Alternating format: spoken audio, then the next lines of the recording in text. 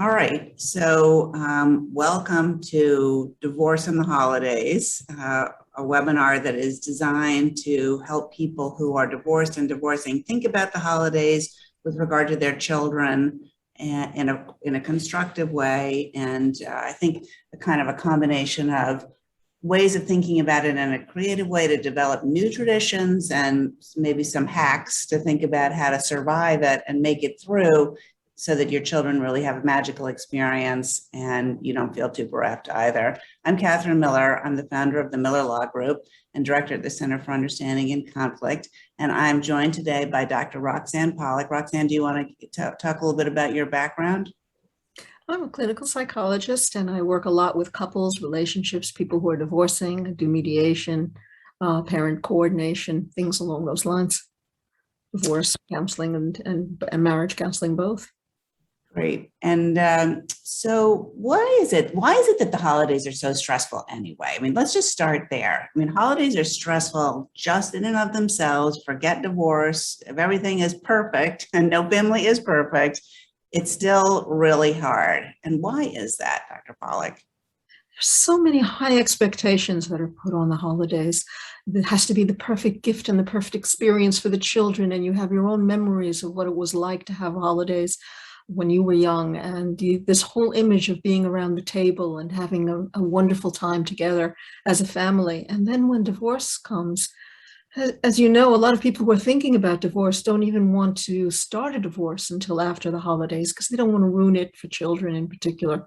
They think their own sense of what it should be like has been really destroyed when they're thinking of a divorce.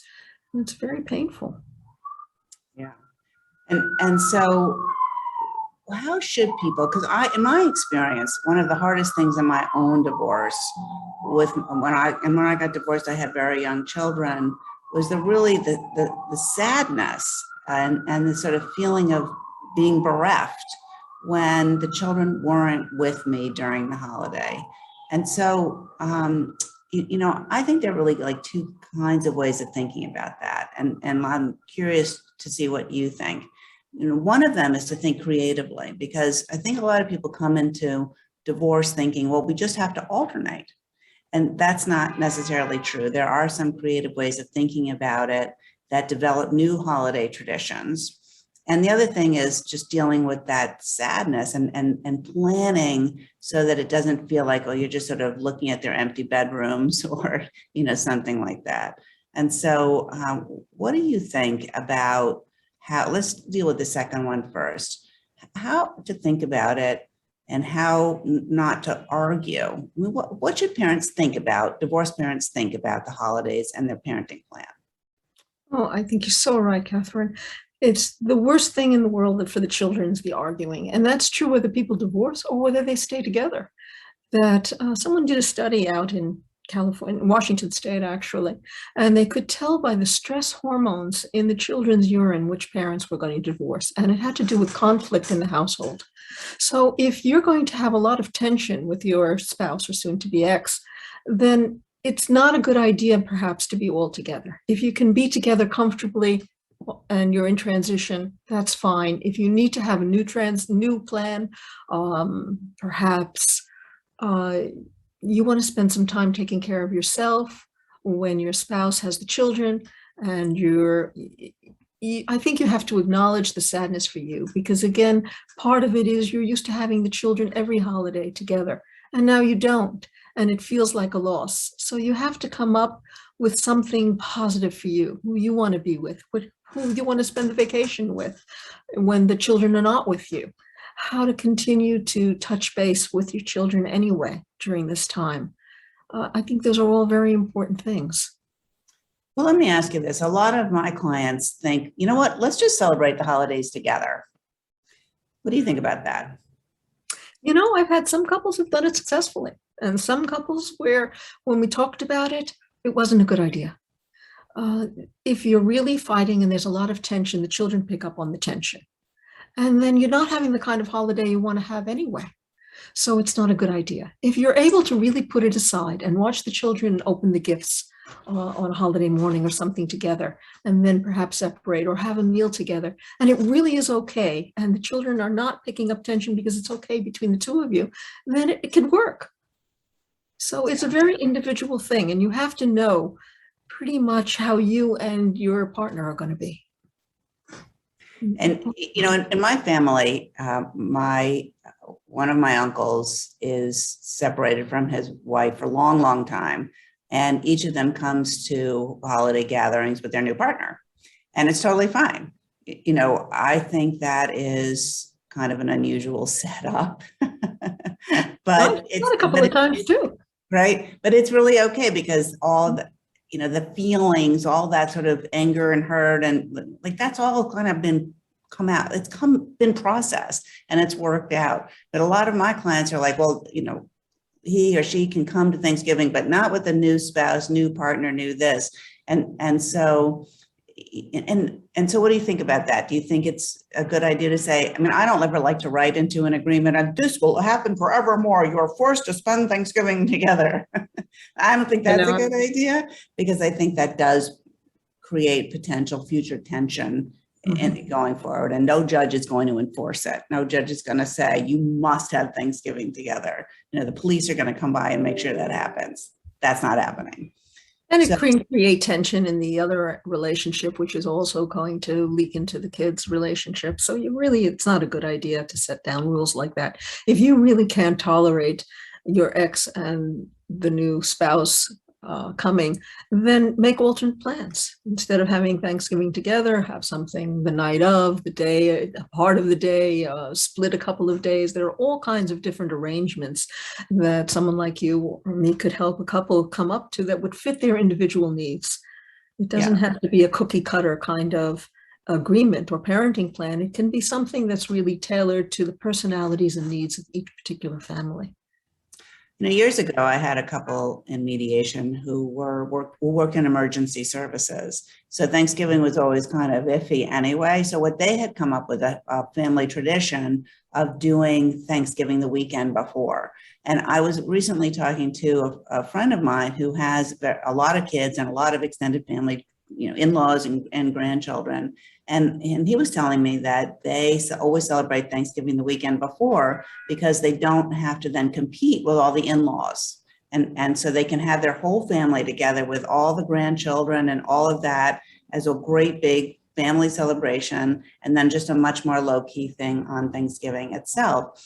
And I think that that's actually kind of a brilliant way to think about the holiday schedule. If you're thinking about working out the schedule, think creatively like that, because if you think really forward looking instead of backward looking. So if you think forward to what's this going to be like, this special, what holiday traditions can we put together for our family that are going to work for me, not just in the short term, but actually in the long term.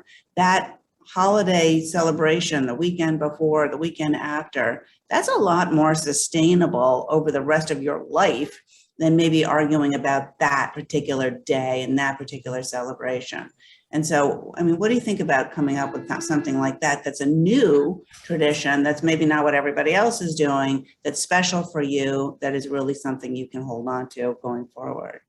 I think it's a wonderful idea. I had actually somebody who said that he had a very small family and the children were used to spending the day, it was the day before Christmas and the day of Christmas with their large extended family on the wife's side. And he wanted that to continue.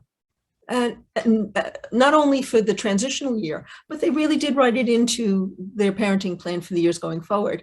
And he did something very similar. He said, I'm going to have the children for a weekend. I'm going to take them skiing the weekend after, the weekend before, it may be a 5-day weekend. And they worked something out so that the actual holiday would be with the big extended family that the children loved. And then the special time would be in a ski lodge with a tree and some hot chocolate and whatever else was going on.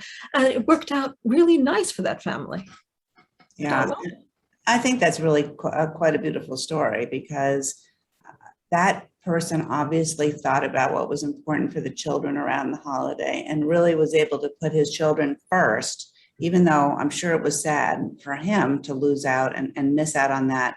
but to say, you know what, I'm not going to take that away from them, even though we're getting divorced. And instead, I'm going to add something special. So, you know, one of the things that I really like to talk to my clients about is, instead of alternating the holidays, thinking about divide them up so you can have a holiday tradition around whichever holiday it is that's sustainable. You have it every year. The kids always know what it is, instead of them feeling like they're pulled from one tradition to the other tradition. What do you think that's like for children? Oh, you know, on even numbered years, I celebrate this holiday with mom, and on odd numbered years, I celebrate it with dad, and it's completely different. Mom's family is close by, dad's family is in California, or, you know, the other, whatever. What do you think about that? Some children really don't like the change and they feel it's disruptive, but they feel that the change going back and forth to households during a week can also be disruptive. So it's a question of getting accustomed to it for some children. For some children, it may be a bad idea, and it would make more sense to keep one tradition the same way. Let's say, in this case, it would have been Christmas Eve every day with mother or the father, and then on the next day with the other parent during Christmas, you know, day or something like that, or whatever holiday obviously is being celebrated. In this case, it was Christmas. But something like that, I think it would be great if you could put the children first always. I think that's important. And to know their personalities and to talk it through with them and give them some sense of what's going to happen during the holidays so they don't feel the tension. And it can be something exciting where you could make it something to look forward to. Now, what do you recommend to people when they don't have the children with them that they do to keep their mind off not being with the kids? I think you have to acknowledge this may be a very hard time for you. Maybe it'll get easier with time when time passes, but in the very beginning, it tends to be hard for a lot of people. And it may also be hard for your spouse. I don't think you think of it that way, but it probably is a tough time for both people because the family has changed. I think if you can arrange something special for you, it could be a spa day, it could be a day in the city, it could be a day with friends, it could be family, it could be staying away from people who are kind of critical, or what I call toxic kind of people. It could be to make sure that you are very clear about what you can and cannot do. You may want to be home and just watch TV all day long. That's okay too. I think you want to do things that are good for your health. I don't think you want to drink too much. That may feel good in the moment, but you tend to feel bad afterwards. So if you can do things that feel positive and good, for some people it's meditation or yoga or exercise. For some people it's socializing. For some people it would be binge watching, perhaps a program on TV, or reading a book, which they don't get a chance to do very often, or going to a spa or something like that. But do something positive for yourself during this time, and to kind of be gentle with yourself and give yourself an out, and that people would know it, so that if you have somewhere to go, but if you don't want to go and you're not up to it, that's okay too. You want to be with people who are accepting of you and not people where you feel you have to defend yourself. I think that's really great advice. Do you think that it's a good idea if the kids are with one parent on a particular holiday, let's just say Thanksgiving, that they have FaceTime or a phone call with the other parent on the holiday so that they have access to both people?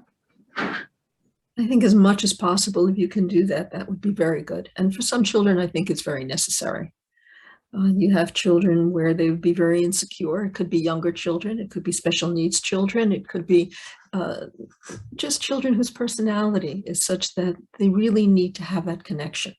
I know that in certain divorce situations, it can be very conflicted, and sometimes people feel that the other parent is wanting to interrupt what's going on and constantly be in contact with the children.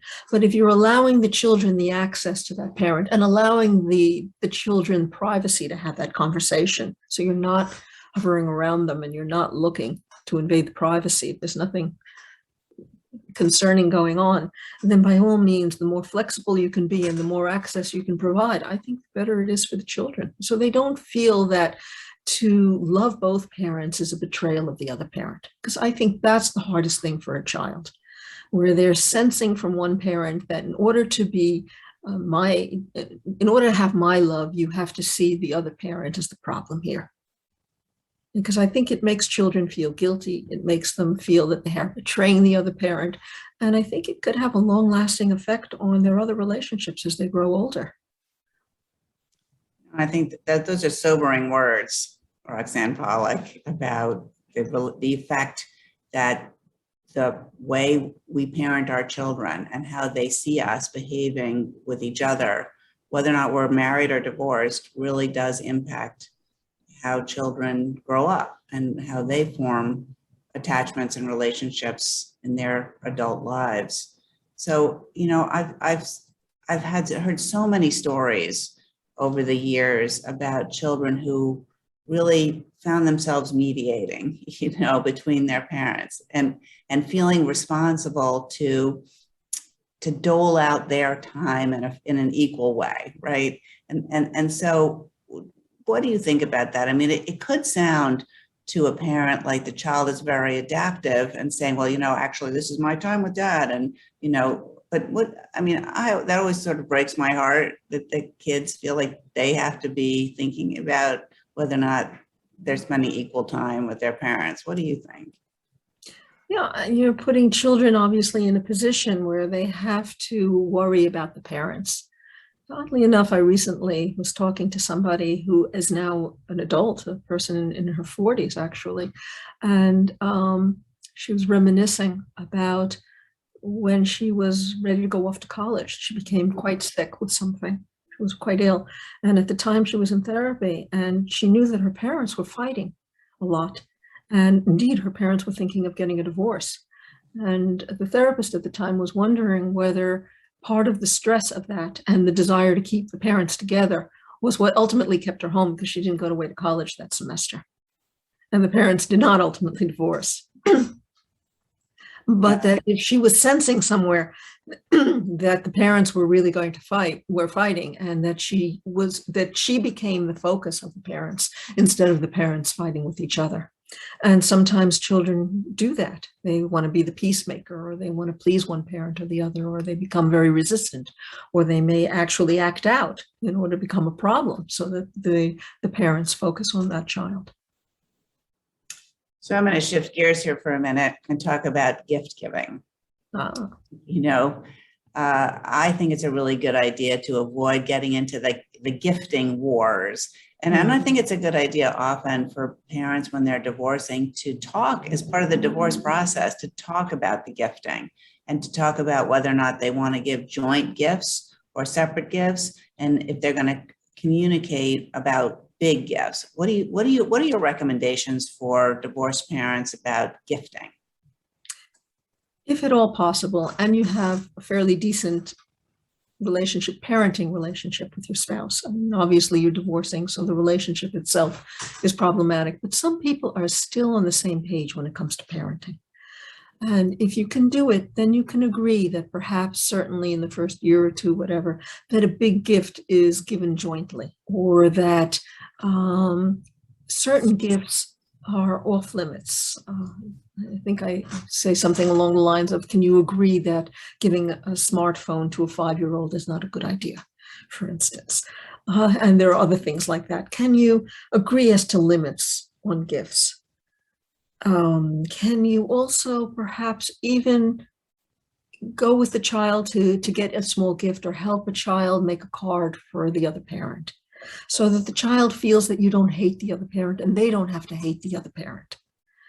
You might even do something that's an experience, help the child get gifts or wrap gifts, toys for tots or something along those lines, so that the whole holiday season, the focus doesn't always have to be on what the child is getting. And certainly I agree with you, Catherine, you don't want parents competing. How many toys is one giving versus how many toys are the other person giving, and how big a gift. And that can be quite detrimental. I mean, in one situation, there was this father who was giving everything and had a lot of money and giving everything to the children, but at what price? The idea was the children had to live with him, and the children were getting cars. I mean, they were late teenagers at this point. And the price was they really had to be distant from the mother in order to do this. So they had a very constrained texting type relationship, very limited with the mother, in order to get whatever the father was giving. I mean, obviously that's not an ideal situation, and there are going to be ramifications for those kids later on, I think. What do you think those will be? Well, again, I think it's a relationship issue. I think that they could feel somewhere guilty. They're going to feel bad. They may make the mother into all evil and the father into all good. There's a tendency for certainly teenagers to be rather righteous and split parents into the good one and the bad one. And I think that they could see people that way. Because again, as we said earlier, your relationship with your parents tend to be generalized to your relationship with other people as you get older. Are you being bought somewhere? Are you learning that the gift equals love? Does love mean presence to you? And does it mean the size of the present? And how is that going to affect your future relationships? Roxane Polak, how should people, if you're parenting with someone who's a difficult person and is very hostile or argumentative, how should the other parent, imagine the other parent is listening to the webinar and think, wow, I've got a really difficult ex and the holidays are coming up and it's going to be a big fight. What can someone do to minimize the fighting and try to make this as enjoyable for everybody as they possibly can? If we're talking early on and there's no parenting plan in place yet, I think that if you have a very difficult spouse, you may have to be very flexible at this point, because I think it would help to talk to, if you have an attorney or mediator or therapist or divorce counselor or something, to talk about those, or divorce coach, to talk about a parenting plan. Perhaps with a third party present, you can come to some kind of agreement. With some people, it's very, very difficult too. And it could be the couple, the dynamic, it could be the situation that you're in the middle of a divorce. It could be a way for one spouse to hold on to the other spouse through the argument. It could be, as you said, that the personality of one person or both people perhaps are very difficult and they're both digging in their heels. But you may want to have some extra help to work it through. And you may have to kind of give in on certain things to start out with until you can work out something more lasting. I think with a third party present, they may be able to put things in terms of, why is this important to you? What do you think is important to the other person? How can we arrange something that's important to both? That third party can intervene in a way that sometimes the couple themselves can't do on their own at the moment. Yeah, and I think that sometimes one parent feels really disempowered. Right? One parent is the primary parent, makes the play dates and the doctor's appointments, and feels often herself to be the CEO of the household, right? And that person, when faced with the possibility of not being with the kids over the holidays, is just like not doing it. That's not happening. And you're suggesting flexibility, which I don't want the listeners to think that you're saying I should just be a doormat and let the other person do whatever they want. But at the same time, you don't want to put the kids in the middle. So how do you balance those different things? I'm an important parent. I'm just as much a parent as you are. When's the time to fight that battle? Well, I think you're fighting it in a way when you're coming to some kind of divorce agreement. I think that you have to think about where you want to make your stand. You do want to set limits, so you don't necessarily want to enable the other parent. You may have to say, these are the times when you can call, or this is the time when I'm going to be home, or there has to be limits and structure around what you're going to do. There may be different ways of communicating. Instead of doing a lot of face-to-face communication, maybe through texts or through emails or through Family Wizard, some joint calendar plan is a way to do it, so that it's more around business and there's less of a chance to hurl insults at one another or to be the target of insults. So there, again, I think that it would be helpful to have someone else guide you through this particular time. But you're right. I think, Catherine, you don't want to necessarily involve the children in this fight, if at all possible. Yeah. You can come up with something that's more lasting. And what about from the other side of that equation, right? You have a parent who feels that she or he deserves to spend the holidays with the children because the other parent just doesn't available, I mean, how do they think about, I think a lot of times people think like nice guys finish last, right? And when you're dealing with your children, it shouldn't be a competition, right? It shouldn't be, because both parents want what's best for the children. I think genuinely most parents really do want that. They don't agree what that is, right? They don't agree what that is, and that can be challenging, right? And at the same time, there's a sense of a right. I have a right as a parent. I have a right as a parent to spend time with my kids. My kids are grown up now, and I still want them to come home on the holidays. I still feel like, no, you're coming home on the holidays. That's happening, And so that's a lot to balance, right? Wanting what's best for your kids, feeling a sense of commitment, but also a sense of, maybe entitlement's not the right word, but expectation that the holidays will be spent together, and dealing with a divorced family. That's a lot of emotional stuff to sort through. How should somebody prioritize or think their way through that? I'm not sure there's one good answer for something like that. I think it's a process, and working through it takes some time. It's kind of beginning to know yourself and know your vulnerabilities, and a sense of knowing your children and letting them communicate with you, and setting boundaries, and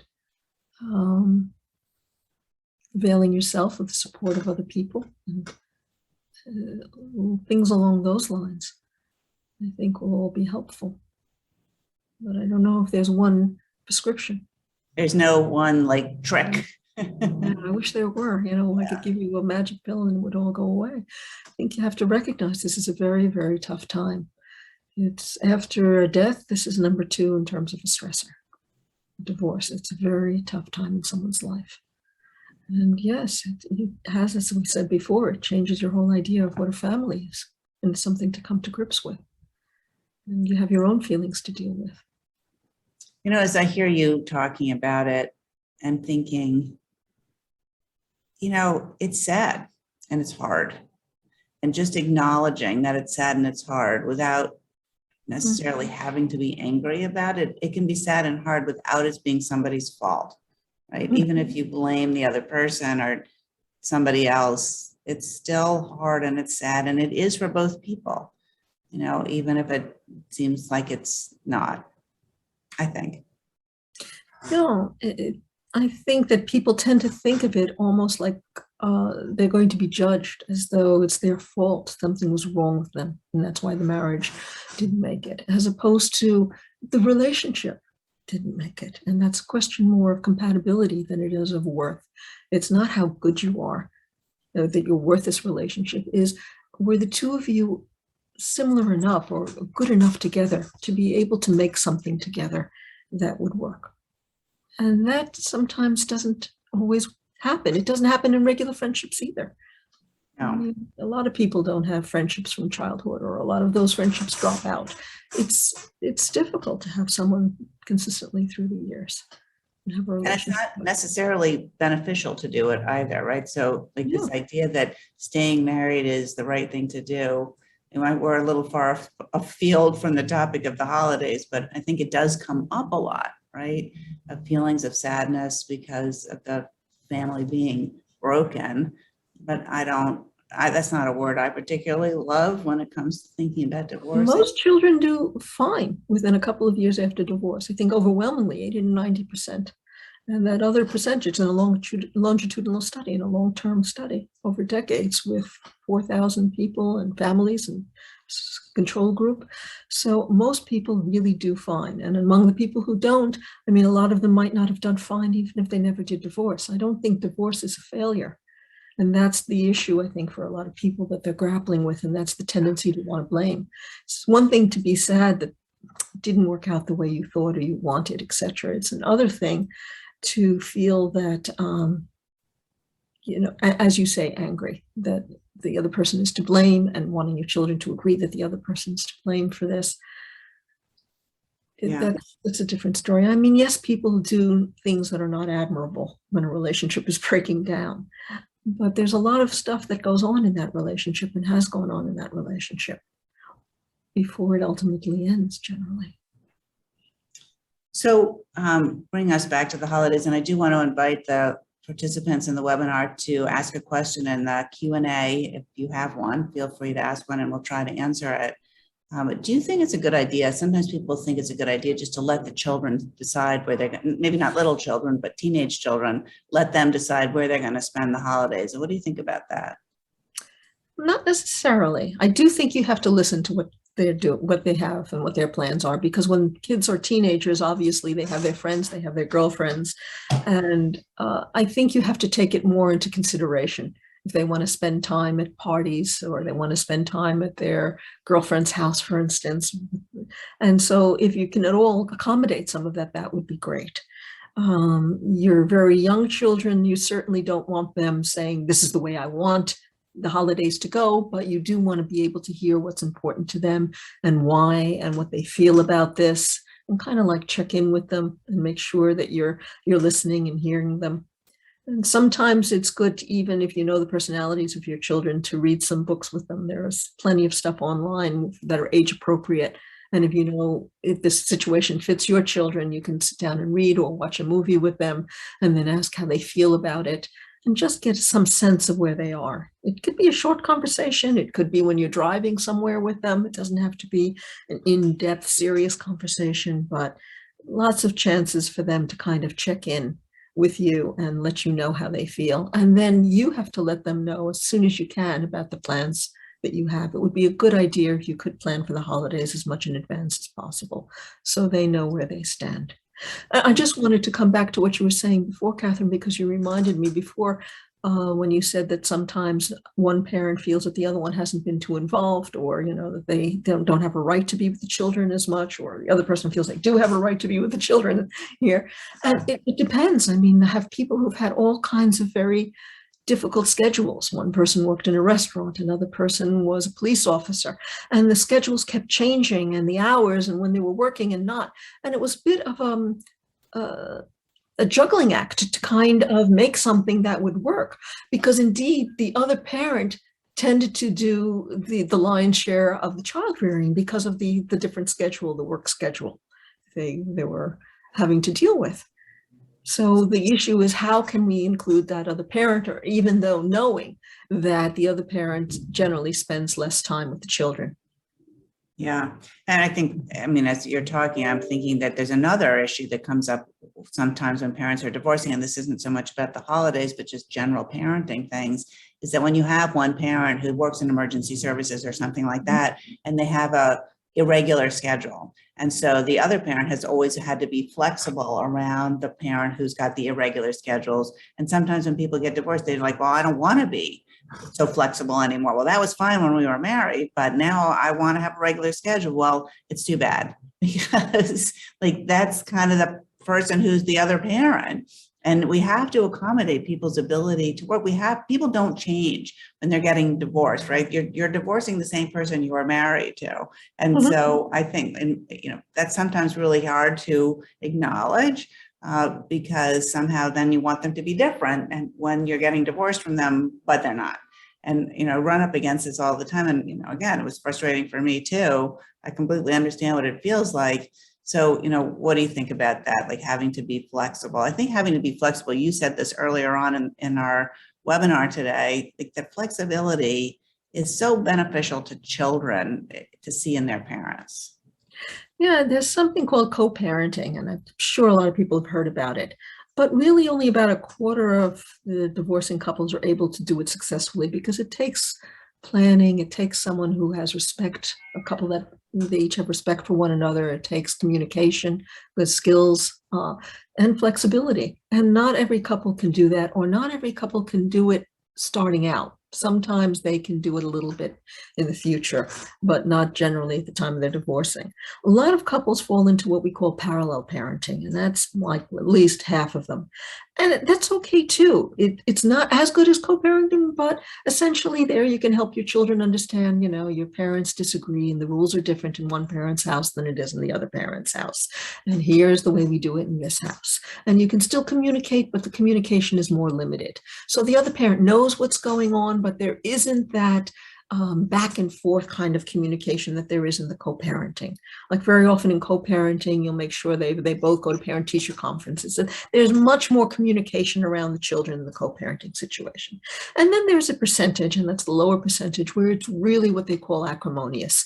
And that's very difficult to deal with. And that needs generally a lot of help and support because there's a lot of fighting. And sometimes one or both, it turns out to be the relationship, but the parties in that relationship end up using almost the children because they're so hurt and they can't keep the hurt and the pain and the anger out of the relationship and out of the divorce and away from the children.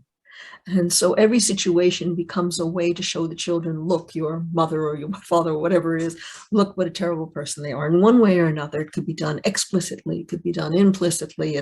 It's a knocking down, it's comments, it's sarcasm.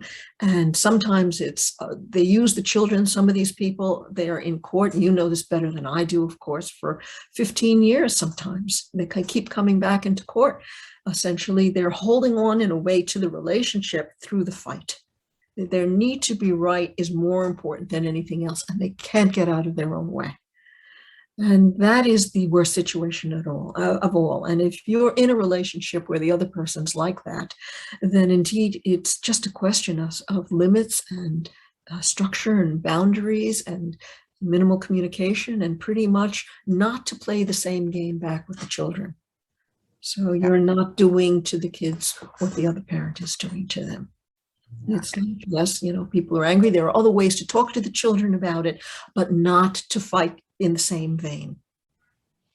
Yeah, and ultimately, I think that the parent who takes the high road wins, if you're going to see it as a competition, because I think what happens is in that moment, when one person is pulling out their bag of dirty tricks and being really acrimonious and difficult, it can feel really vulnerable not to fight back, in the same vein, but you allow them to drag you down into the dirt and mud with them. And that doesn't demonstrate to your children good parenting and good relationship, good conflict management. And there's no dignity in that. And I think ultimately children want something that is not that. They don't want to be dragged down into the dirt of that difficult, painful conflict that can never be resolved. And so even if it means letting it go in the moment, changing the conversation, setting a boundary, but not allowing that other person to frame the conversation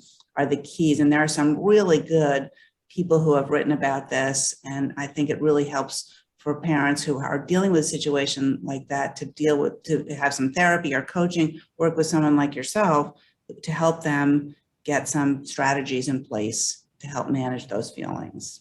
And the thing we haven't even really discussed at all at this point is sometimes there's abusiveness going on in a relationship. And there's domestic abuse, and it can be emotional, it can be sexual, it can be verbal. And sometimes the person who's being abused, and it could be male or female, has a history of being abused in the past. And there's a lot of trauma. And in that case, the divorce is like a trauma on top of a trauma. And it's almost like a post-traumatic stress kind of disorder going on for these people, or complex trauma. This becomes like the straw that breaks the camel's back in a way. It becomes so difficult to deal with. And that's also something that you kind of have to be on the lookout. Some people are just coercively controlling the money, controlling who you see, controlling who you're talking to, making sure that they check all your phone messages. And that has an effect in family as well. And that's difficult to deal with. Yeah, that's very difficult. So just coming back to the topic of the holidays and something a little bit lighter, if there are people listening to this webinar and they're going into their first holiday season, as divorcing or divorced parents, what are some pieces of advice that you have for them in terms of how to think about it? I think that in a way we're circling back to the very beginning in some sense, in that if you could have a new tradition and think of it as what can I do differently this year, something I've never done before. And actually I was speaking to someone recently about this, and they came up because they were very sad that the children were not going to have the big blowout Christmas that they always had. And so we came up with going into the city and spending overnight and seeing the tree and going ice skating and getting some hot chocolate, maybe catching something in a Radio City or something along those lines. Just coming up with a different kind of tradition and thinking of doing that can be really something that's creative and good and positive. And also something positive for yourself for the times where your ex is going to have the children and you don't. And that's back to doing something with friends or doing something you normally don't have time to do, or splurging on something you ordinarily wouldn't do. Get yourself a gift, something that you would really enjoy for yourself, something, make this, you know, as I've kind of said to this other person the other day, and you know this as you get older, all the routines and traditions that you have now ultimately change anyway. Children grow up, they get married, you have in-laws, they have in-laws. They're not going to be there in every holiday. So in a way, this kind of change is like a lifetime of change, because there's changes that go on all different times in our lives. And it doesn't have to be a negative thing. You can make it into something positive and different and interesting. But you have to be a little creative with it. Well, I think those are great words for us to end on. So, but before we do, and we'll have your contact information with the webinar on the website, if people are interested in getting in touch with you and learning more about how you work and what you do, how can they do that? You can contact me at my email, which is Roxane Polak, ROXANEPOLAK @gmail.com. Or you can leave a message on my voicemail, just 516-496-3577. And I will be happy to get back to you and talk to you about it. Thank you. Thank you so much for participating, Roxane Polak. It's really been an interesting conversation and such an important one, I think, as we go into the holiday season. This year is particularly, I think, an interesting one and difficult, because we're also dealing with pandemic issues, pandemic issues, and, you know, and maybe just in our last couple of minutes, you know, people could really have a very different view about what's safe, you know, and maybe this is not as big of an issue this year as it was last year, as we were recording this in November of 2020. A little bit of an issue. Last year, you're absolutely right. It was a big issue, whether they should see grandparents or they shouldn't, or whether one parent was being unsafe and whether they should go to camp. I mean, all kinds of issues were coming up. But this year, what I'm still hearing is a lot of the children are not vaccinated yet because it just became available. And there's still a question of grandparents, etc. But usually we can work through it with would a rapid test on the day of help? Would, you know, a certain amount of time where you isolate a few days in advance help, so that you could work through the concerns of the other parent. Yeah. In a way that you make the other person, you want to make the other person comfortable, even if you disagree. The point isn't the disagreement and proving you're right. The point is, well, what is difficult for you? And let's see what we can do about it to make it easier. Yeah, and I think that kind of attitude in divorce really goes a long way. Yeah, I think that's a really good point. Even if you disagree, even if you think they're being ridiculous, right? And I put the emphasis there, ridiculous. Think that doesn't mean that you can't do something to accommodate the concern, because the concern is probably a genuine concern and not made up to make your life difficult, right? And I think that sometimes we lose sight of that, and it's wow, something's going on outside, but it's massively inconvenient, and yet probably in your kid's best interest to do some accommodation. Yes. All right. Well, thank you again. This has been terrific. And I hope you have a wonderful holiday season. You too. Yeah. Bye.